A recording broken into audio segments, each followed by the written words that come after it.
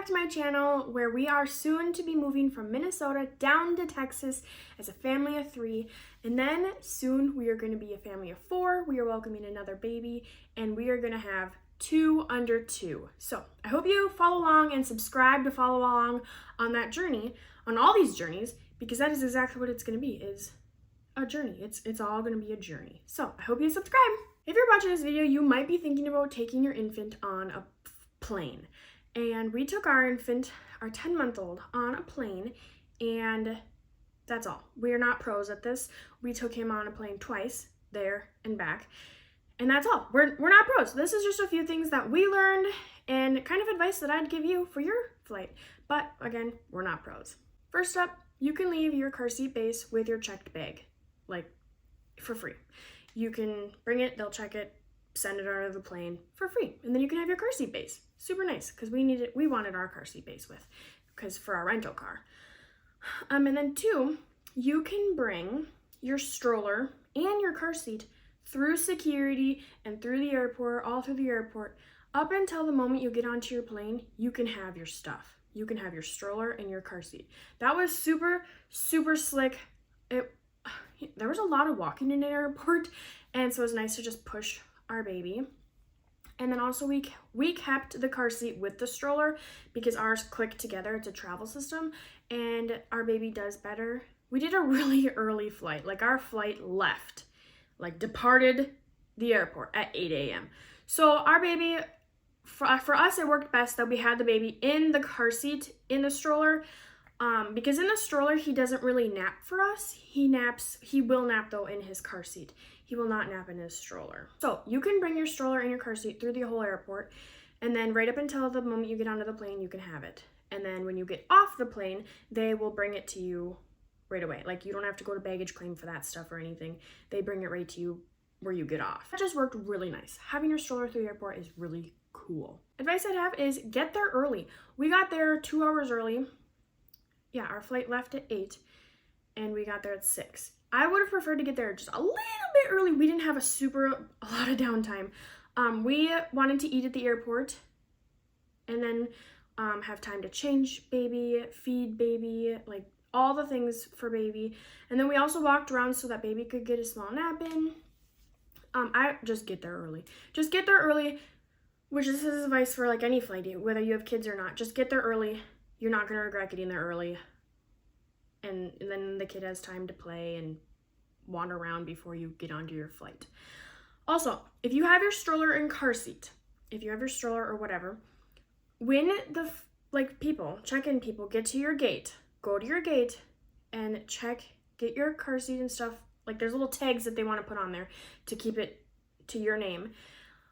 Get that checked right away. Do not wait until you're boarding the flight to get your stroller checked. It holds everything up. So right when you see someone there ready to start taking stuff at your gate, go up to them and get your stroller and car seat tagged. Makes it so much easier later when you board the plane. Because then literally you board the plane, you scan your tickets, you ditch the stroller, and you get on. Versus having to do typing and stuff. Another advice is don't go during their nap time. So ours is a little bit hard. Our infant naps still takes 3 to 4 naps a day. So really, any flight we would have taken, it pretty much would have been his nap time.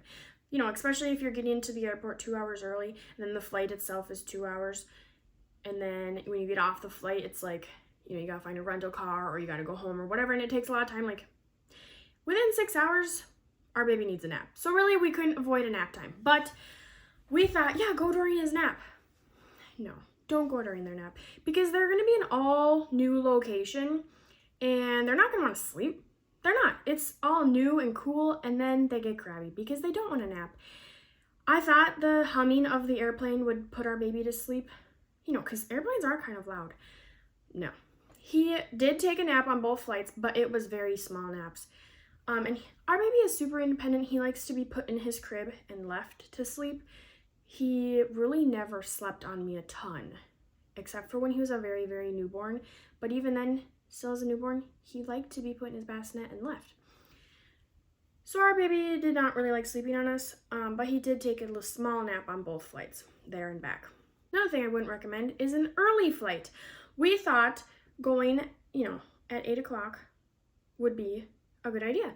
And it wasn't, because we don't live right next to the airport. So we had to get up and drive an hour and a half to the airport, first of all.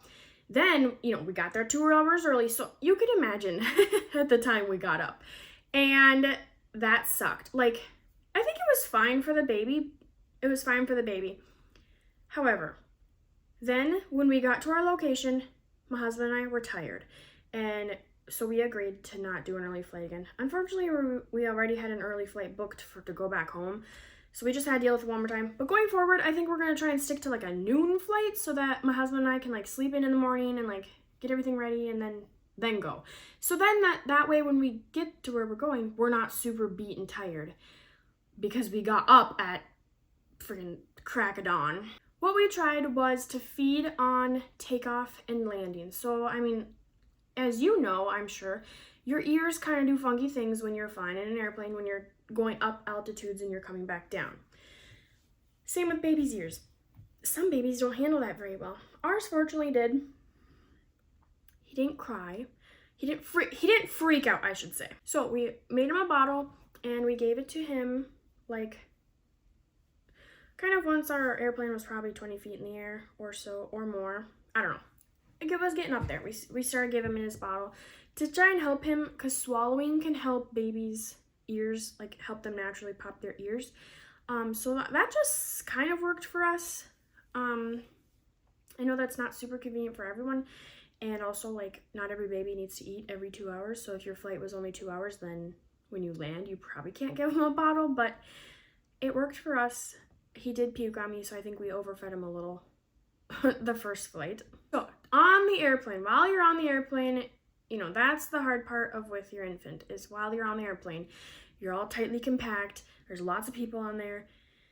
And it's, a while that you're on there.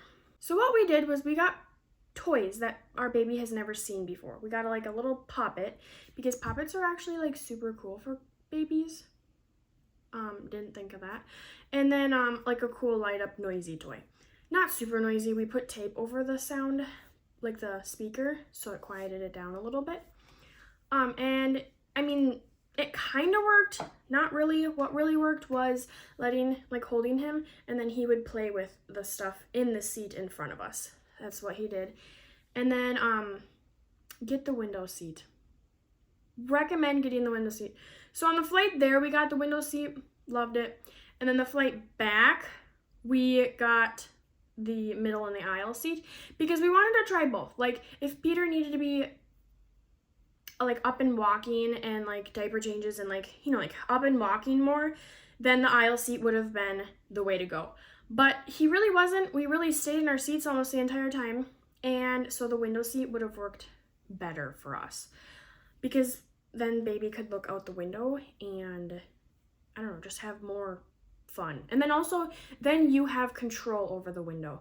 Like, if you want your window shut to try and get baby to sleep, then you have control over it. Oh, then with the window seat, I would recommend getting these spinny toys. These spinny toys that go on the window, and they're like little spinners and they make noise, and there's ones with like rattles and there's ones with poppets off Amazon. We did not have these for our flight. I waited till last minute. I looked and saw if it would get ordered in time or arrive in time, and it wouldn't. So we were like a day late.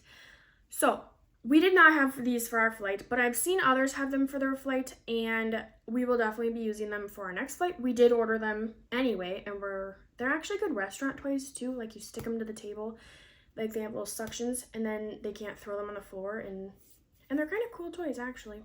Like, it keeps them content for quite a while. So I would recommend those toys, because then you can stick them to the window and let your baby play. Just really any toys that they haven't seen before should work. But toys did not keep him content the entire time, unfortunately. Again, playing in front of him. And then also, like, get some videos on your phone of whatever your baby likes, and have those videos ready for your baby. That's what we did, and that worked. Just like rotate through things. Rotate between you and someone else holding the baby, and then rotate between their toys, and then rotate between videos. I also downloaded 2 baby like games, like apps on my phone. He didn't really take interest in those, but I wonder if he will when he's a little bit older. Like, it was just like balloons going up the screen, and then you just like pop the balloons. So I don't know if he'll take interest in that when he's a little bit older, but it was worth a try. Then another thing I would recommend is to have a blanket, because it's actually can get a little chilly on planes. I mean, especially coming from Minnesota, it was a little chilly. And then there's like those little fans on the airplanes, and sometimes someone's can be hitting you a little bit and you don't have control over it. So then it's nice to have a blanket to keep your baby warm. You can ask your flight attendant to warm your baby bottle. They should be educated in knowing how to do it, you know, warming a cup of water and then placing the bottle in the cup of warm water.